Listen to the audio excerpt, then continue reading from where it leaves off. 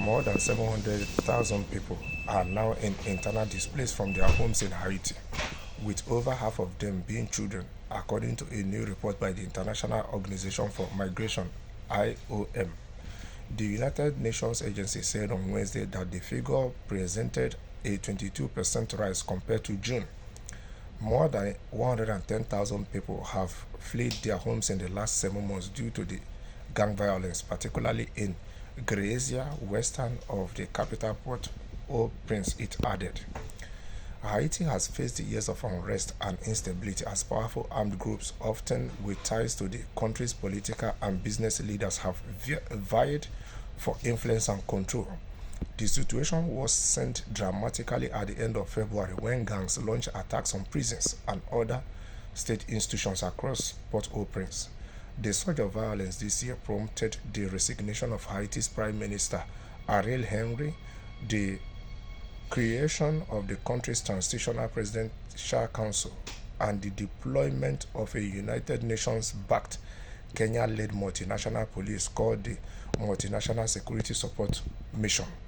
Last week, the UN Human Rights Office said more than 3,600 people had been killed this year in senseless gang violence in the country, and on Monday, the Integrated Food Security Phase Classification (IPC) said in a report that almost 48% of the people in Haiti are experiencing acute food shortages.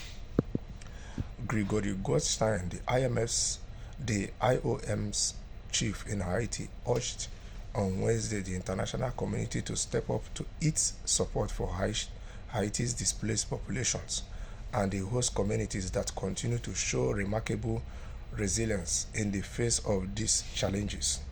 The IOM report said about 75% of those displaced were now sheltered in the country's provinces, with the Grand Sud region alone hosting 45% of all displaced individuals.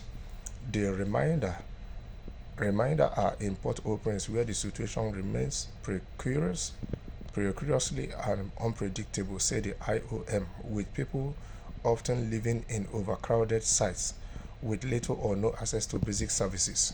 The agency said 83% of displaced people were being hosted by families. It is crucial that efforts to restore stability and security across the country continue, alongside humanitarian aid to alleviate the immediate suffering of those affected, it said. So, truth be told, this is to show you that there might be little or nothing to benefit out of Haiti for these so-called Western countries or US and its allies, because if there's something to benefit, they won't be hesitating, aside that Russia and China is against them sending a proper UN operations there. They won't hesitate to send their people down there. That's why you see that it's only Kenya so far that have sent 400 police officers and planning to send 600.